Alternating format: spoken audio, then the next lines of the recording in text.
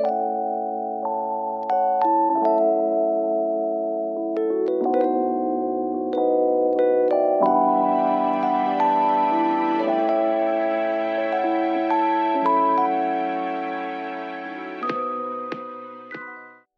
up guys, welcome back to my channel. So in today's video I'm sharing with you guys how I make my morning coffee, and my coffee is inspired by Cuban coffee, but not entirely because I do add a few steps.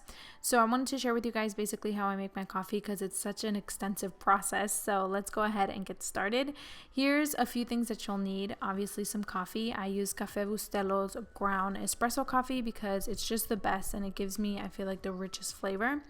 And then you're also going to need a espresso machine, and the one that I use is a Bialetti Mocha Express stovetop machine, and it's super easy because all you do is just pop it on the stove. You're also going to need a milk frother. This is from Nespresso, and this is completely optional if you want milk in your coffee. Unless you want complete espresso shot, then you don't need this, but I like to add milk.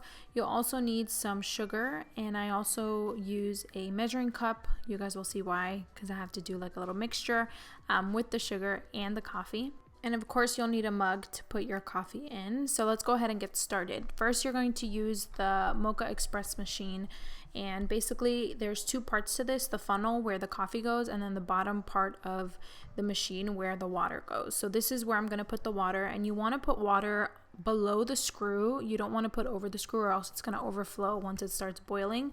So I just put some water and then I put the funnel on top, and the funnel is where the coffee is placed. So you just want to start placing the coffee into the funnel, and it is like a couple scoops, but you just want to lightly place it on there. You don't want to like pack it down. You just want to fill the space, and then it's okay if there's like a little bit extra on the top, because what I do is I kind of just take off the extra. I don't jam pack it because you don't want the coffee to lose its flavor. So you just want to place it on there and then just kind of lightly flare off whatever is left over, and then yeah, you have the coffee inside of the machine.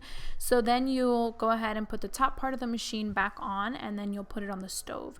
So I usually like to place the heat to high because I feel like, one, it takes less time to wait, and I just feel like, I don't know, you get the richest flavor. So while the coffee is on the stove, I go ahead and put about 3 or 4 tablespoons of sugar into the measuring cup. I know this looks like a lot of sugar, but this whole machine makes 6 cups of coffee. So by the time you place the coffee into the sugar mix, it's all diluted, and you're obviously not going to be drinking the entire 6 cups of coffee.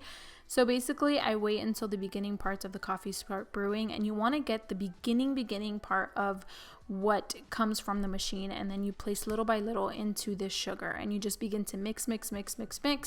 Your hand will kind of cramp up, but it's worth it because you want to apply a lot of pressure and mix it all together.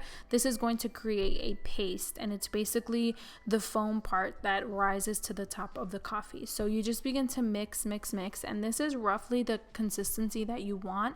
It's pretty thick and pasty, so you just keep mixing until you get that amount. If you need to add more coffee, you can add more coffee, or if you need to add more sugar, you can add more sugar to get the perfect paste. So once you feel like you have the right consistency, now you can pour the entire amount of coffee into the measuring cup, and there will be a little bit of the mixture stuck on the bottom of the measuring cup, so you can just use a spoon to just scrape it out to the top of the coffee. And then I just let it simmer there for some time, and while it's cooling down a little bit, I'm gonna go ahead and froth the milk. And this is an espresso frother that I use, and basically I just use whole milk, nothing special. So you want to let it do its thing and, you know, froth up. Now I want to say this wasn't the best froth serving that I had. Sometimes it's like a hit or miss, so you guys will see it's not very frothy, but it's still nice and warm. So I'm gonna go ahead and pour the coffee into my mug. So I basically pour in a little bit less than half of the mug size for the coffee, and then I pour in the milk, and then voila, that is how I make my coffee. I hope you guys enjoyed this coffee tutorial. Let me know down below your thoughts and how you make your morning coffee. Honestly, this is one of the things that I look forward to the most in the mornings, and I wanted to share with you guys. So I hope you guys enjoyed this video. Don't forget to subscribe if you haven't already, and I'll see you all in my next one. Bye.